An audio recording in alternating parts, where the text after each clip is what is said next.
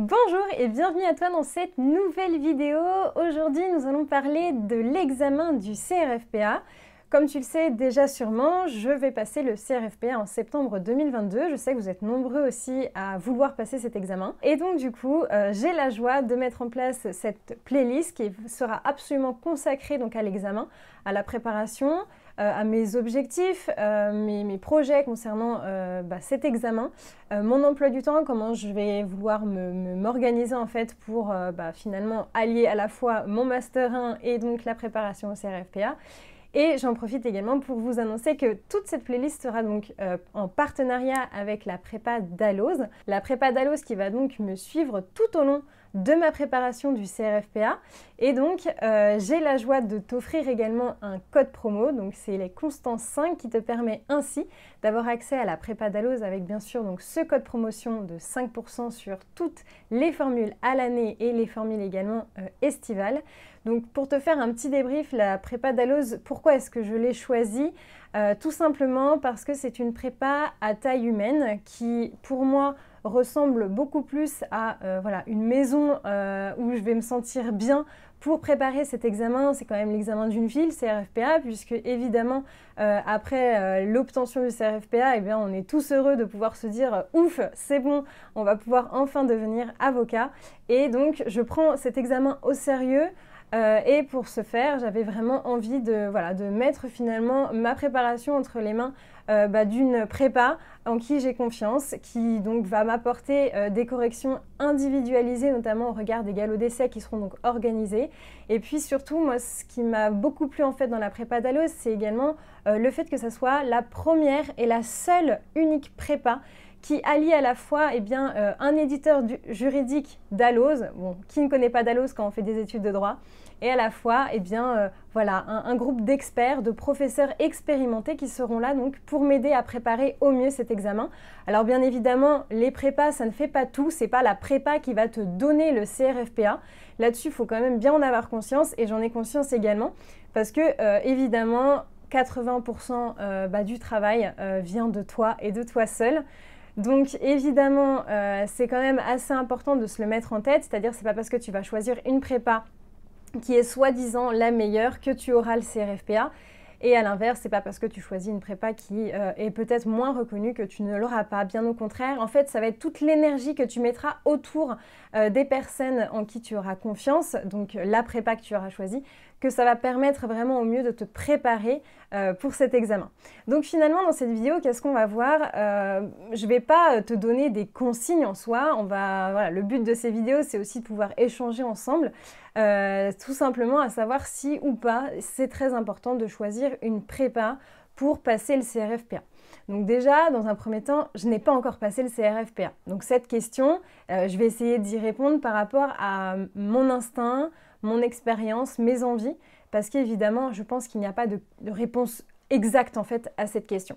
Mais pour autant, j'avais envie tout simplement de t'aider à mûrir cette envie, mûrir finalement ce choix, parce que finalement, le point noir pour les étudiants, c'est évidemment mettre beaucoup d'argent dans une école privée pour réussir ou avoir un échec vis-à-vis de l'examen du CRFPA.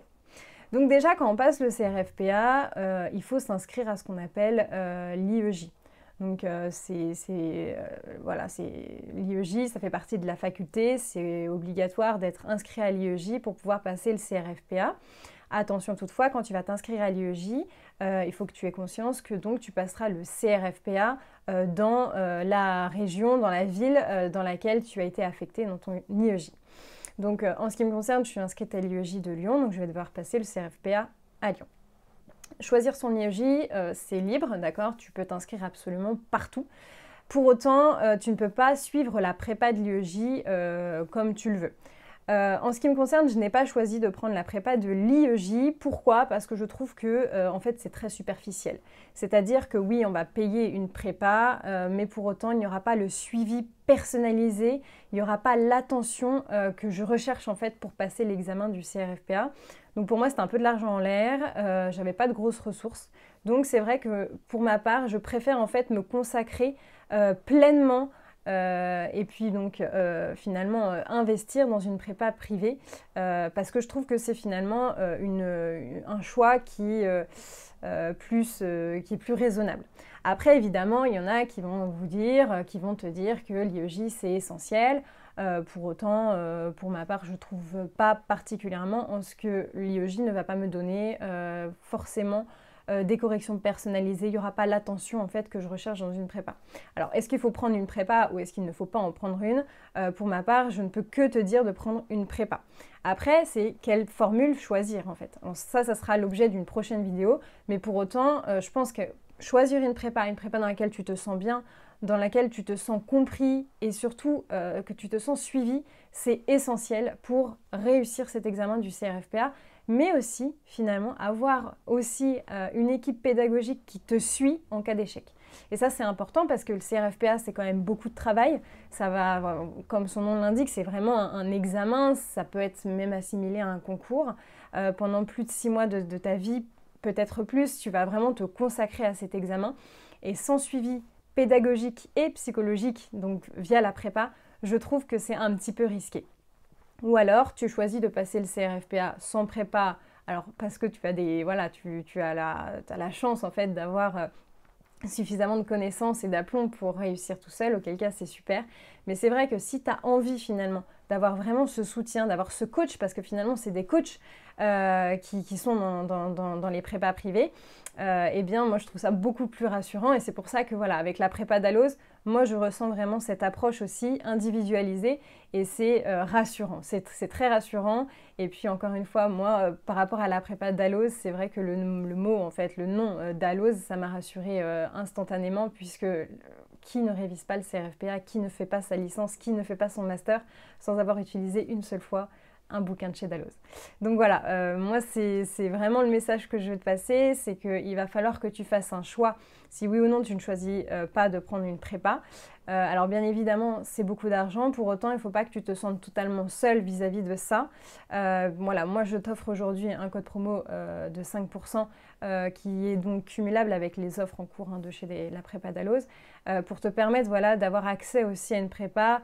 Alors je ne peux pas te dire que ce serait une prépa qui n'est pas chère parce qu'en fait il n'y a aucune école qui n'est pas chère, mais pour autant c'est rentable, en tout cas pour ma part par rapport à tout ce que j'ai vu, tout ce que je vois de la prépa Dalloz, de toutes les offres. Je trouve effectivement que ça peut être une solution qui est très très rassurante.